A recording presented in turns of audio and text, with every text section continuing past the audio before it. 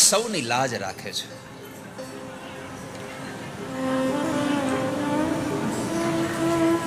વિદુરજી મહારાજે ઘર છોડ્યું એના માટેનું કારણ હતું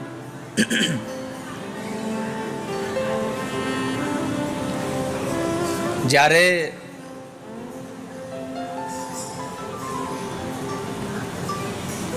ભગવાન દૂત બનીને આવ્યા,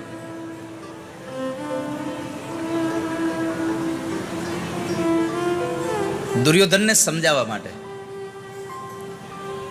કે આ યુદ્ધ ન કરો, છતાં પણ દુર્યોધન માન્યો નહીં અને ભગવાનનું અપમાન કર્યું, ભગવાનને બંદી બનાવવાના પ્રયત્નો કર્યા.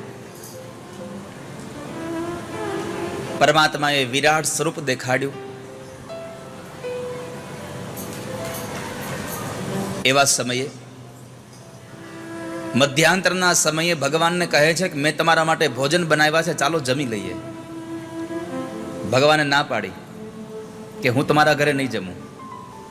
અને પરમાત્મા અંતે પ્રેમને વશ થઈ અને વિદુર કાકાના ઘરે તાંદળિયાની ભાજી અને બાજરાનો રોટલો ખાધો.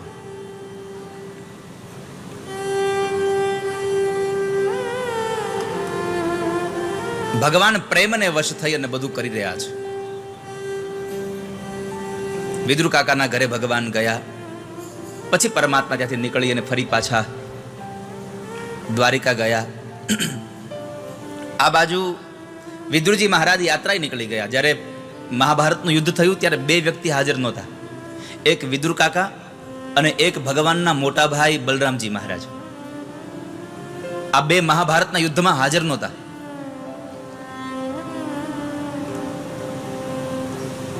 વર્ષો વીતી ગયા, યુદ્ધ સમાપન થઈ ગયું, કૌરવો મૃત્યુ પામ્યા, પાંડવો ગાદી આવી ગયા અને પછીના સમયે ભગવાન સ્વધામ ગમન થઈ ગયા. પછી ઉદ્ધવ જ્યારે ભગવાનની ચરણ પાદુકાઓ લઈ અને નીકળે છે, યમુનાના ઘાટ ઉપર આવે છે, ત્યારે યમુનાના કિનારે વિદુર અને ઉદ્ધવજી મહારાજનું મિલન થાય છે. વિદુરજીએ ઉદ્ધવજીને પૂછ્યું કે પ્રભુ શું કરે છે? પરમાત્માના સ્વધામ ગમનના સમાચાર આપ્યા તો વિદુરજીની આંખોમાં પાણી આવી ગયા છે. ભગવાનનો સંદેશો સાંભળવાની ઈચ્છા વ્યક્ત કરી કે મને પરમાત્માનો ઉપદેશ સંભળાવશો. એક અહીંયા બહુ મોટી લાક્ષણિકતા વાળી વાત છે.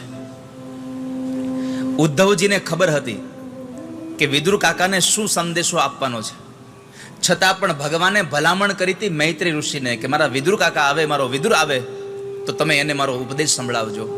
એટલે ઉદ્ધવજીએ શું કીધું ખબર છે?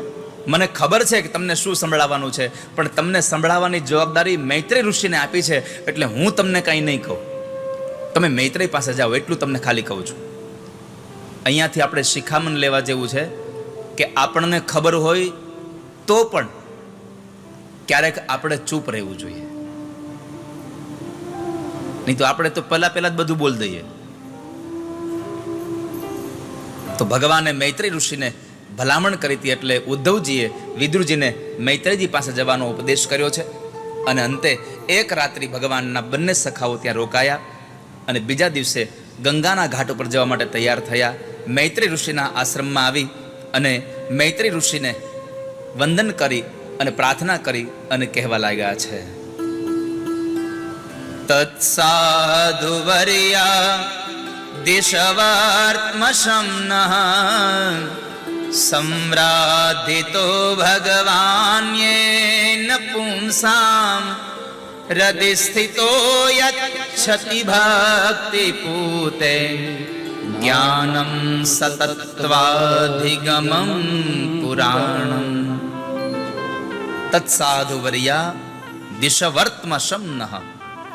હે સાધુવર્ય, આપ મને તે શાંતિપ્રદ સાધનનો ઉપદેશ આપો કે જેના અનુસાર આરાધના કરવાથી ભગવાન પોતાના ભક્તોના ભક્તિ પાવન હૃદયમાં આવી અને બિરાજમાન થાય છે અને પોતાના સ્વરૂપનો પ્રત્યક્ષ અનુભવ કરાવનારું સનાતન જ્ઞાન પ્રદાન કરે છે. આવો પ્રશ્ન વિદુરજી મહારાજે મૈત્રી ઋષિને પૂછ્યો. સંવરાધિતો ભગવાન યેન પુંસામ. ભગવાન અમારા હૃદયમાં આવી અને સનાતનનો કેમ પ્રચાર થઈ જાય, સનાતન ભગવાનના પ્રત્યક્ષ અનુભવ કેમ થાય, એની વાત મને કરો. આ સંસારના લોકો સુખ અને દુઃખ કેમ પામે છે? સુખાય કર્માણિ કરોતિ લોકો નતે સુખમ વાન્યદુપારમ વિંદેત ભૂયસ્તતએવ દુઃખં યદત્ર યુક્તં ભગવાન વદેન યદત્ર યુક્તં ભગવાન વદેન્નઃ તત્સાધુવર્યાદિશવર્ત્મશમ્નઃ સંરાધિતો ભગવાન યેન પુંસામ સ્થિતો યચ્છતિ ભક્તિ પૂતે જ્ઞાનં સતત્વાધિગમં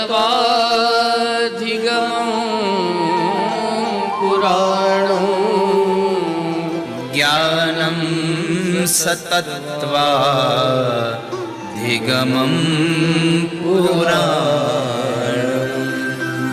મહારાજ મને બતાવો કે ભગવાનની ભક્તિ રૂપી આ પરમાત્માનું દર્શન કેમ થાય? અમારે શેનું આરાધન કરવું જોઈએ? અમારે કોનું અનુસાર પ્રમાણે આરાધન કરવું જોઈએ? એનો મહિમા અમને બતાવો. મૈત્રેય ઋષિએ કહ્યું કે વિદુર, આ સંસારમાં સુખ અને દુઃખ તો માણસ પોતાના કર્મથી પામે છે. કર્મણ્યે વાધિકા રસ્તે મા ફલેષુ કદાચન. આ સંસારમાં કર્મથી માણસ દુઃખ અને કર્મથી સુખને પામે છે. એટલે તમારો પ્રશ્ન બહુ સારો છે. પછી સૃષ્ટિના સર્જનની કથા બતાવી કે ભગવાન નારાયણે પોતાની નાભીમાંથી એક કમળને પ્રગટ કર્યું, એમાં બ્રહ્માજીને પ્રગટ કર્યા. બ્રહ્માજીને કીધું કે જાઓ બ્રહ્મા, સજીવ સૃષ્ટિની રચના કરો. અને એ સજીવ સૃષ્ટિની રચનામાં જળચરોની રચના થઈ. ભૂ કેતા પૃથ્વી, આ પૃથ્વી જળમાં લીન હતી. એટલે એને લઈ આવવા માટે બ્રહ્માજી પાસે તાકાત નહોતી. એટલે એણે ભગવાન નારાયણને કહ્યું. ભગવાન નારાયણને છીક આવે ને એ સમયે ભગવાન વરાહ અવતાર લઈ અને પરમાત્મા આ પૃથ્વીને લેવા માટે જાય છે. ભગવાન વરાહ નારાયણનું પ્રાગટ્ય થયું છે. બોલીએ વરાહ નારાયણ ભગવાન કી જય.